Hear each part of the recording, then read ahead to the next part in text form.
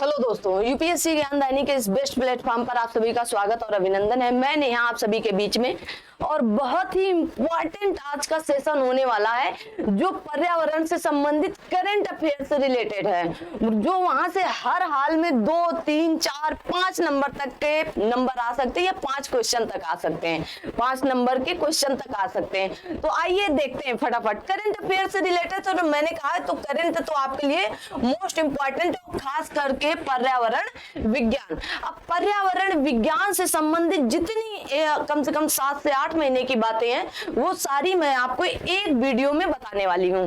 आइए तो शुरू करते हैं पर्यावरण से। पहला कहा गया है, जो मैंने पहले भी बता रखा है, कहा गया है अखिल भारतीय बाघ आकलन 2022 किया गया है। देखिए हर क्या किया जाता है, देखिए यहाँ पर कि गणना की गई तो 5वें चक्र के परिणाम जारी कर दिए गए हैं नरेंद्र मोदी अखिल भारतीय बाघ आकलन के चरण पर।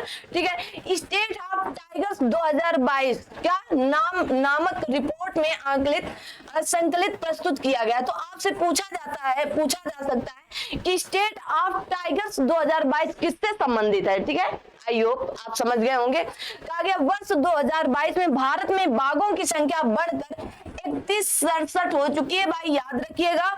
और पिछले साल 2018 में हर 4 वर्ष में गणना होती है, कितनी थी? 2967 थी। कितनी? 2967। तो कितने बढ़े हो सकता है ये प्रश्न पूछ ले। अगर ये नहीं पूछा तो परसेंटेज पूछेगा, तो भैया नोट कर लो एकदम। 6.74% की वृद्धि हुई।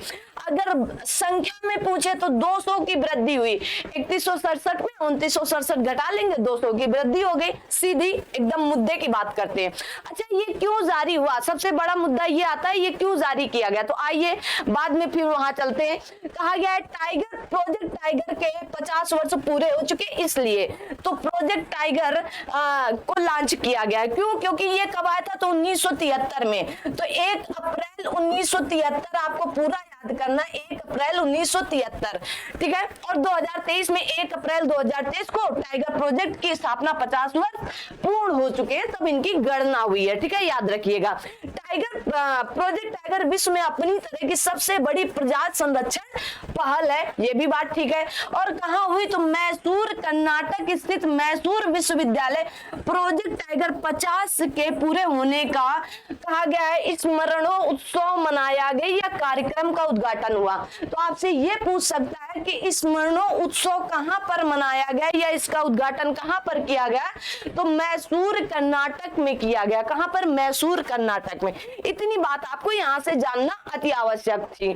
ठीक है, अब आते हैं इधर। मैंने बताया इतने प्रतिशत 6.74% बढ़े, इनको याद रखिएगा। फिर दूसरी बात कही गई, देखिएगा इस प्रकार बाघों की न्यूनतम आबादी अनुमानित की गई है। ठीक है, वो कोई दिक्कत वाली बात नहीं है। कहा गया 1 वर्ष से अधिक आयु के कुल इतने व्यक्तिगत बाघों के चित्र खींचे गए। इतने खींचे गए 31, 30, 80। कितने खींचे गए? 30, 80। वैसे ये प्रश्न नहीं पूछा जाएगा, बस जितना मैंने बताया ये संख्या पूछ सकता है, ये पूछ सकता है, ये पूछ सकता है। और स्मरणोत्सव कहाँ मनाया गया? तो कर्नाटक के मैसूर में। बस इतना क्वेश्चन इससे आ सकता है। हाँ, दूसरी चीज ये आ सकती है कि भारत में कुल बाघों की संख्या 2022 में सर्वाधिक कहां पर है। तो देखिए मैंने नंबरिंग कर रखा है। नंबर 1 में है मध्य भारतीय क्षेत्र एवं पूर्वी घाट पर। दूसरे नंबर पर है पश्चिमी घाट क्षेत्र पर, यहाँ पर 1161 है, यहाँ पर 2826 है। और तीसरे नंबर पर आता है शिवालिक की पहाड़ियां एवं गंगा का मैदान, आपके 804 पड़ते हैं। ठीक है, और फिर चौथे नंबर पर उत्तर पूर्वी पहाड़ियां एवं ब्रह्मपुत्र का मैदान 194 और सुंदरवन में आपकी सेंचुरी 100 है। और टोटल कितने? तो आप कहेंगे इतनी हुई है। ठीक है, ये बाघ संख्या है। आइए आगे कहा गया है भारत में, मतलब भारत में इतना। ठीक है, कहा गया है रानीपुर उत्तर प्रदेश, शिवालिक प्रदेश और मध्य प्रदेश के क्षेत्र के 3 बाघ उभयनिष्ठ हैं। अतः परिदर्शकों की कुल जोड़ में 3 बाघों को घटा दिया गया है। ठीक है, तो उसको आप याद रख सकते हो कुल बाघों की संख्या में। आइए, ये बात हो गई आपकी बाघ से संबंधित। अगला क्या है आपका? कहा गया international big cat alliance. Alliance क्या है? इंटरनेशनल बिग कैट अलायंस से संबंधित क्या बातें हैं, तो इसको आप थोड़ा सा देख लेंगे, देखिएगा। कहा गया है कि 2023 में अप्रैल में इंटरनेशनल बिग कैट अलायंस, इनकी 7 कुल प्रजातियां, मैंने इसकी चर्चा पहले भी कर रखी है। इसमें हिम बाघ आता है, हिम तेंदुआ आता है, शेर आता है, तेंदुआ आता है, प्यूमा आता है, जगुआर आता है, ठीक है। इनको संरक्षण और सुरक्षा केंद्रित करने के लिए क्या चलाया गया? इंटरनेशनल बिग कैट अलायंस चलाया गया। ये भी पूछा जा सकता है।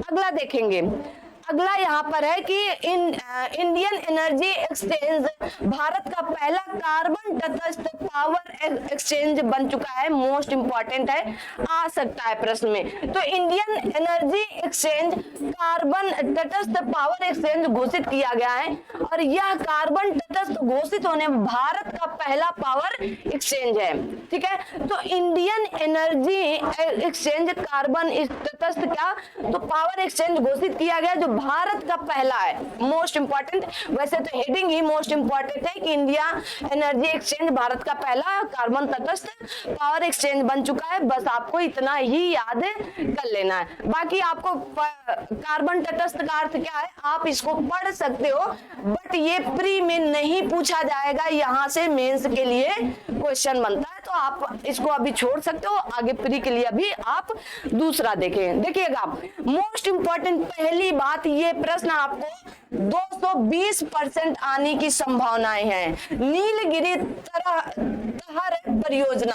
तो नीलगिरी तहर परियोजना कहां शुरू की गई? तो तमिलनाडु में, और तमिलनाडु का ये राजकीय पशु नीलगिरी तहर के संरक्षण हेतु नीलगिरी तहर परियोजना को शुरू भी किया गया, ठीक है। यह भारत में इस प्रकार की पहली परियोजना है। भारत में क्या है? ये पहली परियोजना। पिछले साल मैंने आप सभी लोगों को बताया था कि डॉल्फिन पढ़ लीजिएगा, 100% एग्जाम में आएगा, आप लोगों ने इग्नोर कर दिया था। और इस बार फिर कह रहे हैं प्रतिवर्ष 7 अक्टूबर को नीलगिरी तहर दिवस के रूप में मनाया जाता है। इंपॉर्टेंट नहीं, मोस्ट इंपॉर्टेंट है, ठीक है। जो आप छोड़ देते हो वही मैं आपको बताने का यहाँ पर प्रयास करती हूँ। नीलगिरी तहर पर्वतीय क्षेत्रों में पाए जाने वाला एक खुरदार जानवर है। खुरदार, अभी पिछली बार आपके क्वेश्चन में पूछा गया था, इन निम्न में से कौन से वो क्या होते हैं? खुरदार जानवर नहीं है, ठीक है, जो गीदड़ सही था। चलिए अगला कहा, भारत में चीतों का पुनर्वास। अब भारत में चीतों का पुनर्वास हुआ, देखेंगे पहले कहां से याद करें। आइए चीते के बारे में महत्वपूर्ण जानकारियां पढ़ लेते हैं, ठीक है ना। कहा गया चीता, वैज्ञानिक नाम भाई पढ़ लो इसका, विश्व में सबसे तेज दौड़ने वाला स्थलीय स्तनधारी है। क्या स्थलीय स्तनधारी है? दूसरी बात, पहले वो चीजें पढ़ें। कहा गया है लिखित इतिहास में भारत में विलुप्त घोषित होने वाला यह एकमात्र बृहद स्तनधारी या ममल है। पहली बात, मोस्ट इंपॉर्टेंट ये बात है, याद रखिएगा चीते के बारे में, ठीक है। 1952 से ही भारत सरकार ने चीते को भारत में विलुप्त घोषित कर दिया था, 1952 आजादी के थोड़े दिन ही बाद से, ठीक है। जबकि देखिए कहा गया, जबकि एशियाई चीता जिसका अस्तित्व अब केवल ईरान में ही है, एशियाई चीता जिसका अस्तित्व अब केवल ईरान में है, वहां से नहीं लाए गए। क्यों? क्योंकि गंभीर रूप से संकटग्रस्त हैं। अब वही जब ईरान में ही एशियाई चीता के संकट रूप में चीन ईरान पर ही है, तो हम लाकर क्या करेंगे? अरे उनको आराम से वहीं रहने दो, जो थोड़े बहुत है वो भी नहीं तो खत्म हो जाएंगे ना। ध्यान से सुनना, बहुत इंपॉर्टेंट बातें हैं। कहा गया है वैश्विक रूप से संकटग्रस्त प्रजातियां IUCN की लाल या रेड सूची में चीतों को सुभेद्र की श्रेणी पर वर्गीकृत किया गया, ठीक है। आइए अब यहाँ से बात शुरू होती, मैंने कहा इसका वैज्ञानिक नाम आप पढ़ लो और याद भी कर लो। कहा गया अफ्रीका महाद्वीप में चीतों की आबादी मुख्यतः नामीबिया, दक्षिण अफ्रीका और बोत्सवाना आदि देशों में पाई जाती है, और विश्व में किसी भी देश के संदर्भ में चीतों की सबसे ज्यादा संख्या नामीबिया में। कहां पर? नामीबिया में। इसीलिए द चीता कैपिटल ऑफ द वर्ल्ड के उपनाम से भी नामीबिया को जाना जाता है, ठीक है। किस नाम से? द चीता कैपिटल ऑफ द वर्ल्ड। हो सकता है यही प्रश्न पूछ ले, हो सकता है आज आपकी जो क्लास हो रही है, हो सकता है आपको ज्यादा आवाज आ रही हो, क्योंकि चुनाव का टाइम चल रहा है भाई प्रयागराज में ना, तो बड़ा शोरगुल हो रहा है बाहर, ठीक है। आइए, तो इतनी बातें आपको याद हो। अब कहाँ से लाए गए? नामीबिया से लाए गए हैं, तो वो भी एशियाई चीते ना, लेकिन क्या फर्क पड़ता है हम कहाँ से ला रहे हैं, ठीक है।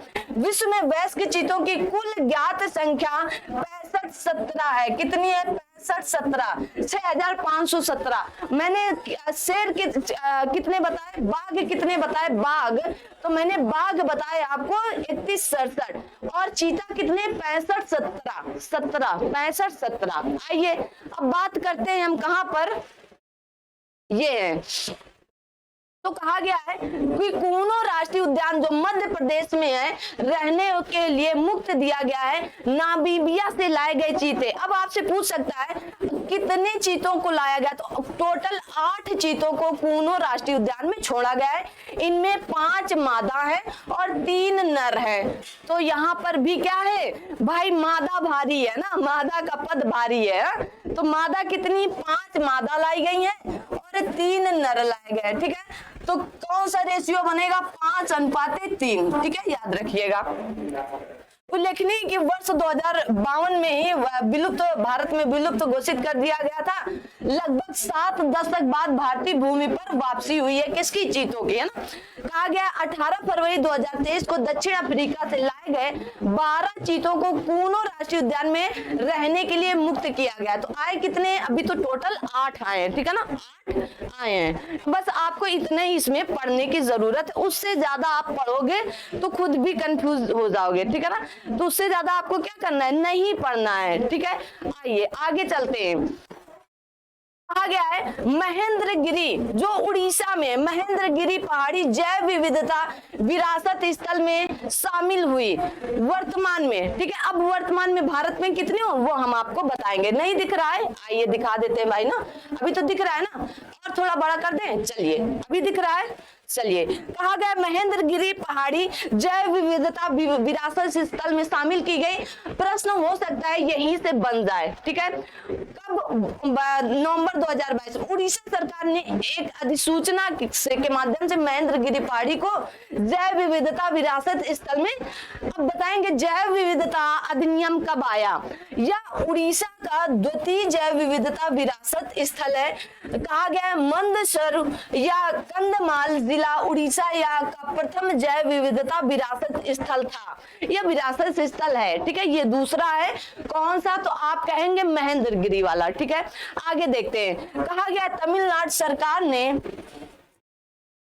टिट्टूपट्टी को तमिलनाडु का पहला जैव विविधता विरासत स्थल घोषित किया। हो सकता है मिलान करने के लिए पूछ लिया जाए, तो देखिएगा, तो उड़ीसा का प्रथम कौन ऐसा है? तो मंदसौर है या मंदसौर है, ठीक है, मंदसौर है उड़ीसा का प्रथम, और सेकंड कौन सा है? तो महेंद्रगिरी है, महेंद्रगिरी की पहाड़ियां। और अरिट्टापट्टू कहा गया तो तमिलनाडु का है, ठीक है। अरिट्टापट्टू या अरिट्टापट्टी जैव विविधता विरासत स्थल मदुरई जिले के अरिट्टापट्टी तथा मीनाक्षीपुरम गांव में। इतने हेक्टेयर से कोई मतलब नहीं। देखिए यहाँ पर लिखा है जैव विविधता अधिनियम 2002 में की धारा 37 में राज्यों में, हाँ ये प्रश्न पूछ लिया जा सकता है कि जैव विविधता कैसे घोषित किया जा सकता है। तो जैव विविधता अधिनियम की धारा 37 में राज्यों को जैव विविधता विरासत स्थल को घोषित करने संबंधी प्रावधान शामिल है, ठीक है। कैसे है? तो जैव विविधता अधिनियम 2002 के धारा नंबर 37 से है, ठीक है। वर्तमान में भारत में कुल 36 जैव विविधता विरासत स्थल है। भारत का पहला जैव विविधता विरासत स्थल नल्लूर टैमरिंड ग्रोव था, नल्लूर टैमरिंड ग्रोव था, जो बेंगलुरु कर्नाटक का है। कहाँ का है? कर्नाटक का पहला, ठीक है, याद रखिएगा। महाराष्ट्र एवं त्रिपुरा में सर्वाधिक 5 जैव विविधता विरासत स्थल स्थित है। सबसे ज्यादा कहाँ है? महाराष्ट्र और त्रिपुरा में। त्रिपुरा आपका पूर्वोत्तर भारत से इसलिए इंपॉर्टेंट हो जाता है। गौरतलब है कि उत्तर प्रदेश में जैव विविधता विरासत स्थल की संख्या 1 है। कितनी है? 1 है। जबकि मध्य प्रदेश में इसकी संख्या 3 है और बिहार में कोई भी जैव विविधता या जैव विविधता विरासत स्थल अभी तक नहीं है। ठीक है, याद रखिए। उत्तर प्रदेश में कितना है? 1 है। मध्य प्रदेश में कितने हैं? तो 3 है। ठीक है, याद रखिए। आइए देख लेते हैं एक बार इस श्रेणी को मैंने इसलिए आप सभी के लिए फोटो खींच दिया है। तो सबसे पहले जो आपका बेंगलुरु का है तो का है नल्लूर टेमरिंड ग्रोव जो है वो पहला है। ठीक है, अब बाकी आप देख लेंगे, एक बार इनको जरूर पढ़िएगा, जरूर पूछ सकता है कि अम्बरागुंड कहाँ का है? तो शिमोग या शिमोग का है। ठीक है, मतलब आपसे कुछ भी पूछ सकते हैं। तो आपको उत्तर प्रदेश का देखिए याद रखना है, घड़ियाल पुनर्वास केंद्र उत्तर प्रदेश का है, लखनऊ में है। कहाँ पर? लखनऊ में। देखिए डायलांग गांव कहाँ का है? तो मणिपुर का है। कहाँ का? आपको शहर नहीं याद करना, आपको राज्य याद करना। अमीनपुर झील का है, तेलंगाना की है। मांजली आपका असम का है। चिल्का आपका पूछ सकता है, पश्चिम बंगाल का है। कहाँ का है? हाँ, चिल्का देखिए उड़ीसा का है, लेकिन यहाँ पर चिल्की गढ़ कनक दुर्गा। अब दुर्गा से तो आप ममता दीदी को मिला सकते हो, पश्चिम बंगाल। ठीक है, कहाँ? पश्चिम बंगाल का है। उसके बाद कहा गया है मंदसौर, जैसे मैंने बताया मंदसौर कहाँ का था? तो उड़ीसा का था। कहाँ का है? उड़ीसा का पहला था। ठीक है, उसके बाद कहा गया है पातालकोट कहाँ का होगा? तो मध्य प्रदेश का होगा। ठीक है, उसके बाद आप ये देख सकते हो, उसके बाद आप लंदौर खोरी महाराष्ट्र का है। कहाँ का है? महाराष्ट्र का है। ठीक है, आप उसके बाद उनाकोटी कहाँ का है? तो चित्रकूट का, त्रिपुरा का है। उसके बाद आपको लास्ट 5 देखने हाल में क्या जोड़ा गया है? महेंद्रगिरी हिल जोड़ी गई है, महेंद्रगिरी पहाड़ी जोड़ी गई जो उड़ीसा की है। अरिट्टापट्टू तमिलनाडु का पहला है। ठीक है ना। बोरजुली वाइल्ड राइस साइट असम की है। ठीक है, हजोंग टारटाइस लेक कहाँ की? असम की है। अमरकंटक कहाँ का है? मध्य प्रदेश का है। ठीक है, वेटलिंग शिव कहाँ का है? त्रिपुरा के हैं। आपको इनको एक बार देख लेना, बस ज्यादा नहीं, एक बार रीड जरूर करने हैं। तो इनको क्या करना है? आपको रीड करना है, आप इन्हें रीड कर लेंगे एक बार। ठीक है, चलिए अगला आता है कि ब्लू फ्लैग प्रमाण पत्र। अब ब्लू फ्लैग प्रमाण पत्र क्यों दिया जाता है, ये इंपॉर्टेंट। आइए पहले वहीं चलते हैं, देखिएगा आ गया ब्लू फ्लैग कार्यक्रम क्या है। तो कहा जाता है foundation for environmental education, FEE, इसका फुल फॉर्म भी पूछ सकता है। तो फाउंडेशन फॉर एनवायरमेंटल एजुकेशन, ठीक है, द्वारा ब्लू फ्लैग सहित कुल 5 कार्यक्रमों को लॉन्च किया जाता है। ये आपको याद होना चाहिए। कहा गया ब्लू फ्लैग समुद्र तट विश्व के सबसे स्वच्छ समुद्र तट समझे जाते हैं, इसलिए उनको ब्लू फ्लैग की श्रेणी पर रखा जाता है। याद रहेगा, याद रखिएगा। ठीक है, इसमें जैसे बताया गया कि ब्लू फ्लैग में समुद्र तट, बंदरगाहों, नौका पर्यटन, क्या हो गया, क्या होगा, नौका पर्यटन को प्रदान किए जाने, विश्व के सर्वाधिक मान्यता प्राप्त इको लेवल में से एक होने चाहिए। यही इसका कारण है। आइए देख लेते हैं। तो ये रहे आपके ब्लू फ्लैग। देखिएगा 26 अक्टूबर को पर्यावरण और वन और जलवायु परिवर्तन मंत्रालय द्वारा जारी किया गया 2 भारतीय समुद्र तटों को ब्लू फ्लैग प्रमाण पत्र प्रदान किया गया। ये इंपॉर्टेंट है। तो ये 2 भारतीय कौन है, तो कहेंगे थुंडी तट मिनिकॉय और कदमत तट मतलब दोनों कहाँ के, लक्षद्वीप के हैं। कहाँ के, लक्षद्वीप के। अब आपको क्या करना है कि लक्षद्वीप को एक बार आपको मैप के माध्यम से रीड कर जाना है। ठीक है ना, मैप के माध्यम से। तो ये दोनों कहाँ के, ये दोनों ही तट लक्षद्वीप पे है। एक आपका थुंडी तट है, एक आपका कदमत तट है। ठीक है, याद करिएगा। भारत में अब तक कुल 12 समुद्री तटों को ब्लू फ्लैग प्रमाण पत्र प्राप्त हो चुके हैं। अब तक विश्व के 50 देशों को 5066 समुद्र बंदरगाहों, नौकाओं को ब्लू फ्लैग प्रमाण पत्र पत्र दिया गया। तो 12 जो भारतीय ब्लू फ्लैग प्रमाण पत्र दिए गए हैं वो आप एक बार रीड कर जाना है, बस एक बार रीड। 2 तो आपको लक्षद्वीप वाले लास्ट के याद ही करना है, एक आपका है थुंडी है, एक आपका है कदमत है, कदमत, थुंडी कदमत, थुंडी कदमत कहाँ के हैं? लक्षद्वीप के। तो शिवराज गुजरात का है, गोगला आपका दादर नगर हवेली दमन द्वीप का है, ठीक है। और इसको आप देख लेंगे कर्नाटक का है पुदुविद्री, ठीक है।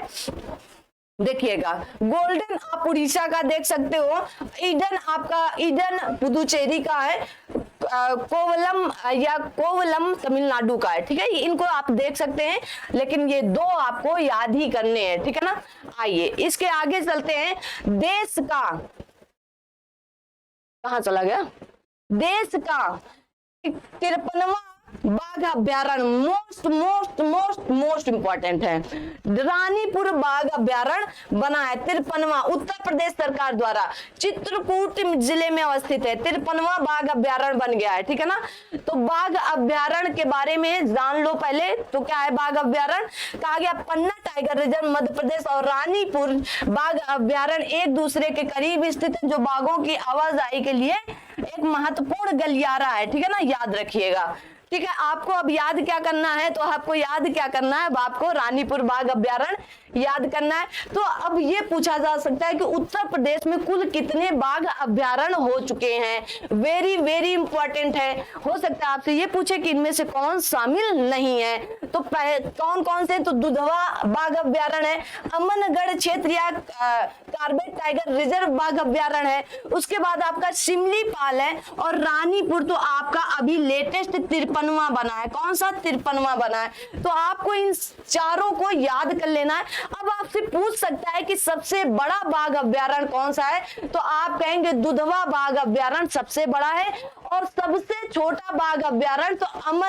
अमनगढ़ क्षेत्र या कार्बेट टाइगर रिजर्व सबसे छोटा बाघ अभ्यारण्य है। और दूसरा बड़ा कौन सा आप बता सकते हो? तो रानीपुर बता सकते हो, ठीक है ना, रानीपुर और पीलीभीत है, ठीक है। चलिए भारत में बाघ परिदृश्य क्या है? तो मैंने अभी जब पहले बताया था, जब बाघों की गणना कराई वहां पर मैंने बता दिया शिवालिक की पहाड़ियों एवं गंगा का मैदान मध्य भारतीय क्षेत्र में सबसे ज्यादा है, पूर्वी घाट, पश्चिमी घाट, उत्तर पूर्वी पहाड़ियों ब्रह्मपुत्र का मैदान, और सुंदरवन में 100 थे, जो आपको याद होने चाहिए थोड़ा थोड़ा सा। भारत का पहला स्लेंडर लोरिस अभ्यारण्य जो पहली बार हुआ है, भारत का पहला स्लेंडर लोरिस अभ्यारण्य तो कहां पर हुआ है? तो ये पूछा जा सकता है, और इसका नाम क्या है? देखिए हो सकता है ये पूछ ले, लेकिन इसको आम बोल भाषा में या आम चाल की बोल भाषा में क्या कहा जाता है? तो कदावुर स्लेंडर लोरिस अभ्यारण्य के नाम से जाना जाता है। ये बात इसके लिए इंपॉर्टेंट हो गई थोड़ी सी। क्यों इंपॉर्टेंट हो गई?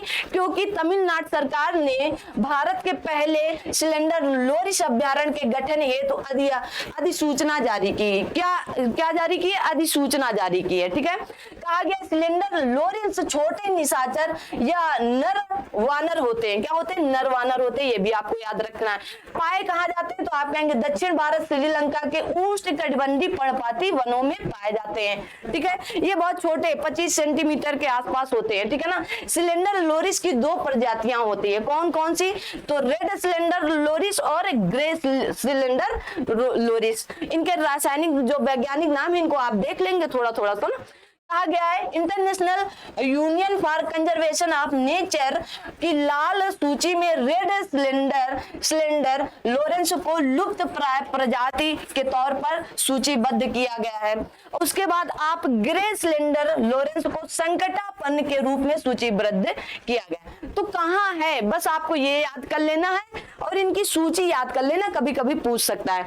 तो क्या होगा? तो आप कहेंगे कि इसका नाम कदावुर स्लेंडर लोरिस तमिलनाडु में जाना जाता है और तमिलनाडु में पहली बार शुरू किया गया, ठीक है।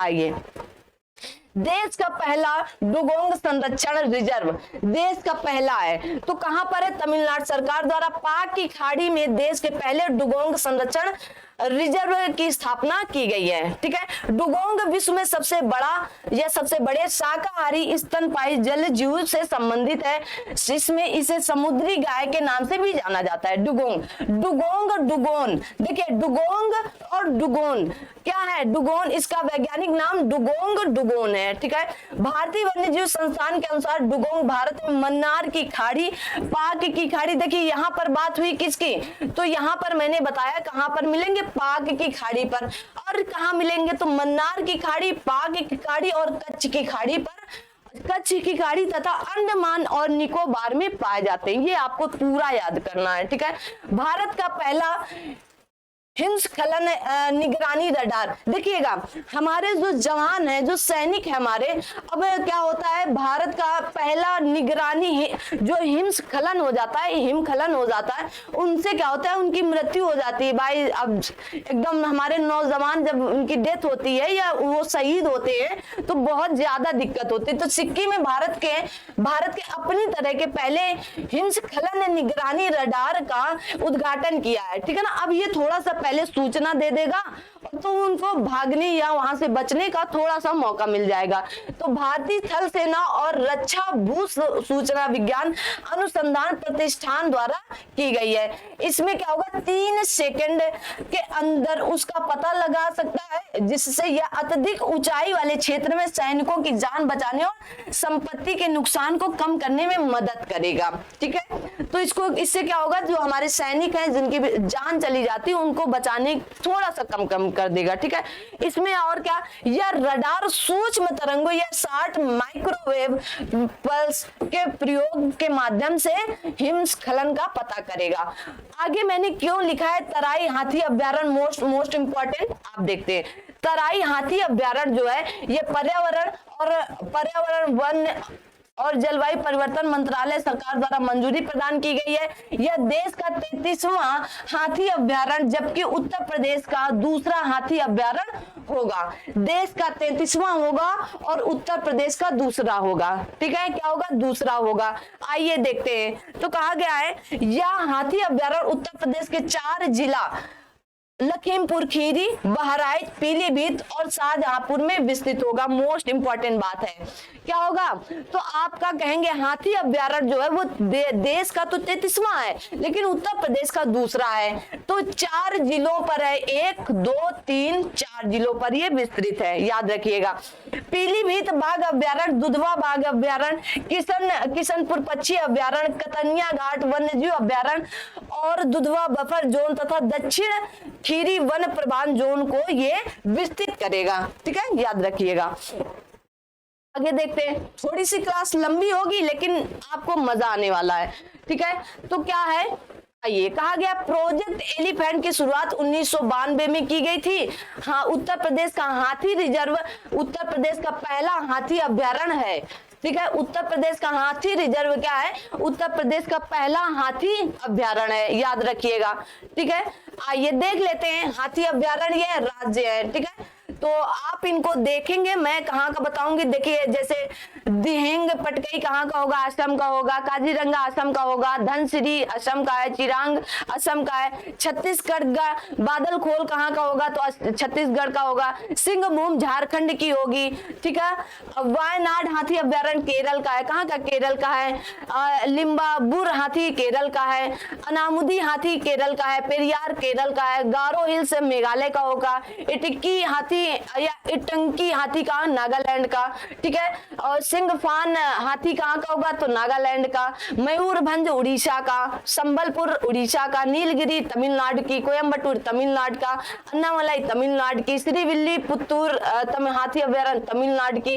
अगस्तमलई तमिलनाडु की। उत्तर प्रदेश हाथी अभ्यारण्य उत्तर प्रदेश का पहला है। और तराई हाथी अभ्यारण्य ये उत्तर प्रदेश का दूसरा और भारत का 33वां है। ठीक है ना, चलिए। और शिवालिक हाथी अभ्यारण्य उत्तराखंड का। मयूर झरना पश्चिम बंगाल का। और पूर्वी द्वार हाथी अभ्यारण्य पश्चिमी बंगाल का है। याद रहेंगे, याद कर लीजिए। ये दो तो आपके लिए मोस्ट इंपॉर्टेंट, इनको याद कर लो।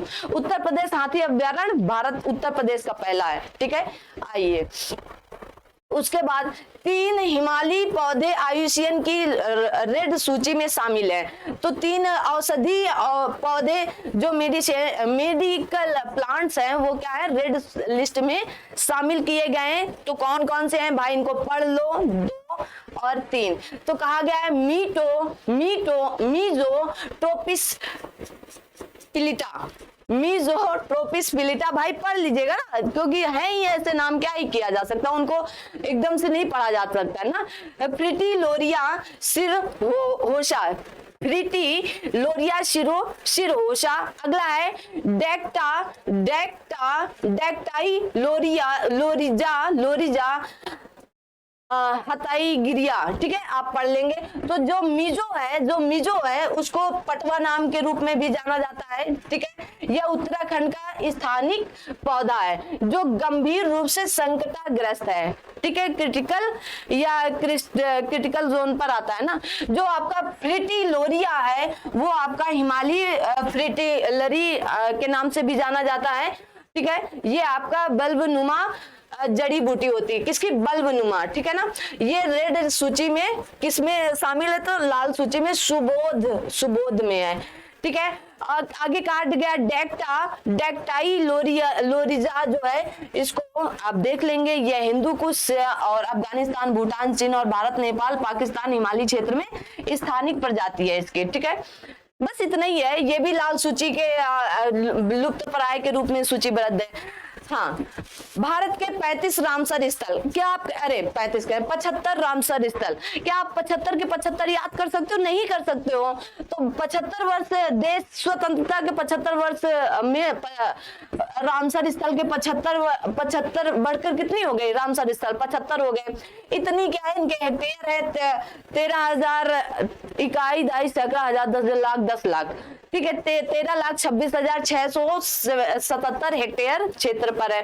11 नए रामसर स्थल जोड़े गए, ये इंपॉर्टेंट है। तो इनमें पूछ सकता है, 4 आपके तमिलनाडु के हैं और फिर 3 जम्मू कश्मीर के हैं, कहाँ के, ऐसे लिखते, 4 आपके तमिलनाडु के हैं और 3 आपके जम्मू कश्मीर के हैं, कहाँ के, जम्मू कश्मीर के हैं, और फिर आपके 2 मध्य प्रदेश के हैं, कहाँ के, MP के हैं, ठीक है। तो ये कितने हो गए, 2 MP के हो गए, तो 9 हो गए। और कितने, 11 आए थे, एक आपका महाराष्ट्र, नहीं, 4 तमिलनाडु के हैं, 3 उड़ीसा के हैं, 2 जम्मू कश्मीर के हैं, ठीक है। ये नहीं है, 4 तमिलनाडु के हैं, 3 उड़ीसा के हैं और 2 जम्मू कश्मीर के हैं। मध्य प्रदेश और महाराष्ट्र के एक है, तभी मैं सोचूं कि महाराष्ट्र और मध्य प्रदेश का एक था। अब ये इंपॉर्टेंट हो गया, भारत में रामसर स्थलों की संख्या 14 सिर्फ तमिलनाडु में, क्योंकि लास्ट में इसमें 4 जुड़ गए तो 14 हो गए। हमारे उत्तर प्रदेश में 10 है जो सेकंड नंबर पर है, ठीक है, ये बात पूछी जा सकती है। तो आइए देखते हैं, कहा गया है कौन कौन से हैं, 11 बस आपको देखना है, बाकी आप पढ़ लेना, मैंने लिस्ट इसमें ऑलरेडी लगी हुई है, ठीक है। उत्तर प्रदेश में 10 है जो देश में दूसरे स्थान पर है, ये दूसरे नंबर पर है। देखिए 11 नई आर्द्र भूमि मैंने अलग अलग पेन से की है ताकि आपको समझ में आए। तो सबसे पहले हम देखते हैं उड़ीसा की, तो उड़ीसा में कितनी है, तो कहा गया तपारा झील कहाँ की है, उड़ीसा की है, तपारा झील उड़ीसा की है, ठीक है। मीठे पानी के प्रमुख झीलों में से एक है, ये नहीं पूछेगा। हीराकुंड झील महानदी पर ही है, आप हीराकुंड झील भी जानते हैं, हीराकुंड जलाशय उड़ीसा का है, ठीक है। तो हीराकुंड हो गया, तो क्या हो गया, हीराकुंड हो गया। आगे आता है अंशुपा, अंशुपा भी कहाँ की, उड़ीसा की। तो ये 3 कहाँ की हो गई, उड़ीसा की हो गई, आपको याद रखना है 3 उड़ीसा की, लेटेस्ट। आगे आता है आपका इंदौर, तो यशवंत सागर मध्य प्रदेश का है, ठीक है। अब आते हैं आपकी तमिलनाडु की 4, जो 4 है। देखिए उड़ीसा की कितनी हुई, तो उड़ीसा की 2 हुई, तमिलनाडु की 4 हुई, ठीक है। और उसके बाद उड़ीसा की नहीं 3 हुई, उड़ीसा की 3 हुई, तमिलनाडु की 4 और जम्मू कश्मीर की 2, ठीक है। ऐसे आगे है चित्रागुंडी पक्षी अभ्यारण्य तमिलनाडु का, सुचिंद्रम थेरूर तमिलनाडु का, वुडुवर पक्षी अभ्यारण्य तमिलनाडु का, काजीरम कुलम पक्षी अभ्यारण्य तमिलनाडु का। ये चारों आपको रट जाना है ना, ये चारों, ठीक है। आगे है कि महाराष्ट्र का कौन सा है, तो आप कहें थाने क्रिक फ्लेमिंगो अभयारण्य महाराष्ट्र का है, आपको उससे नामी पता चल जाएगा। अब जम्मू कश्मीर के दो हैं, तो कौन से हैं, तो एक है हाईगम आर्द्रभूमि जम्मू कश्मीर के, और एक है शालबुग आर्द्रभूमि जम्मू कश्मीर के। ये 11 आपको रटी होनी चाहिए भाई ना। 3 उड़ीसा की हैं, कहाँ की हैं, 3 मैंने कहा उड़ीसा की हैं, 4 मैंने कहा जम्मू कश्मीर की हैं, कहाँ की हैं, तमिलनाडु की हैं, और 2 जम्मू कश्मीर के, एक मध्य प्रदेश के, एक महाराष्ट्र के। ठीक है, ये सारी की सारी लिखी भी है। आप इस सूची को ध्यान से वीडियो रोक करके आप पढ़ सकते हो, या आपके पास बुक हो तो बुक से पढ़ लीजिएगा। हाँ, उत्तर प्रदेश के आप याद कर सकते हो इनकी जगह कि हैदरपुर कहाँ है, बखीरा कहाँ होगा, समसपुर कहाँ, पार्वती अर्गा गोंडा होगा कि नहीं, समन मैनपुरी होगा कि नहीं, सुर सरोवर आगरा होगा कि नहीं, सैंडी कहाँ की होगी, नवाबगंज उन्नाव का है कि नहीं, सरसई कहाँ का है। तो ये आपके जो 10 की 10 है, इनको आप देख सकते हो, खास करके उनको जरूर देख लेना जो 7 से हैं। चलिए मैं कर देती हूँ, सा वाले देख लेना, आपके निपट जाएंगे। चलिए इतना कर लेना, पार्वती अर्गा याद रख लेना, और एक हैदरपुर भूमि याद रखना। ठीक है, इतना आप कर लोगे तो काम हो जाएगा, बाकी तो आपको पता ही है, थोड़ा थोड़ा सा आप देख सकते हो। आगे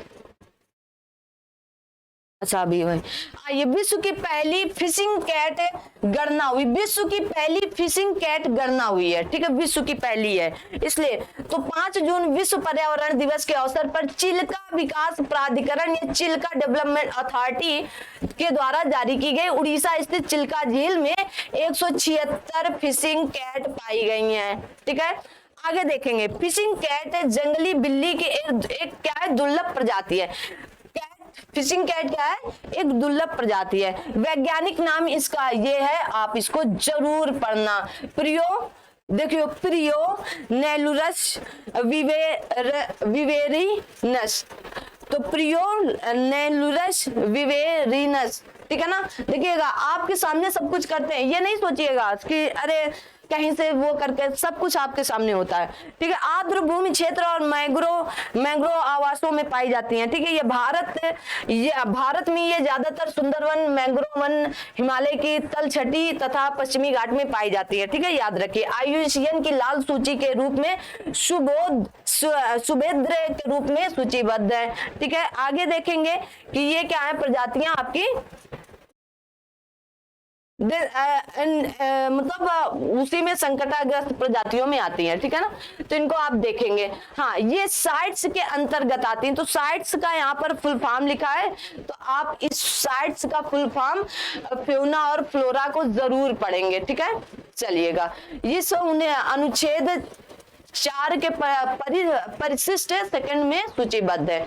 भारत में फिशिंग कैट को वन्यजीव संरक्षण अधिनियम 1972 के सूची भारत में किस में रखा गया, तो वन्यजीव संरक्षण अधिनियम 1972 वाले में सूची 1 में शामिल किया गया। पश्चिम बंगाल सरकार ने राज्य फिशिंग कैट क्या है, राजकीय पशु है पश्चिम बंगाल का। 2002 में चिल्का विकास प्राधिकरण फिशिंग कैट को चिल्का झील का दूत या एम्बेसडर घोषित किया 2020 में। ठीक है, देखिएगा, मैंने अभी 53वां आपको बाघ अभ्यारण्य पढ़ाया था, जो आपके उत्तर प्रदेश के चित्रकूट जिले में रानीपुर है, और यहाँ पर 52वां होगा रामगढ़ विषधारी, जो अब नहीं पूछा जाएगा, राजस्थान के बूंदी, भीलवाड़ा और कोटा में जिले में है, ये पूछा नहीं जाएगा, आप देख सकते हो। फिर भी 21 में तमिलनाडु सरकार द्वारा श्री विल्लुपुथुर गिरजट गिलहरी वन्यजीव अभ्यारण्य एवं मेघामलई वन्यजीव अभ्यारण्य को श्री विल्लुपुथुर मेघामलई अभ्यारण्य में सूचीबद्ध किया गया था।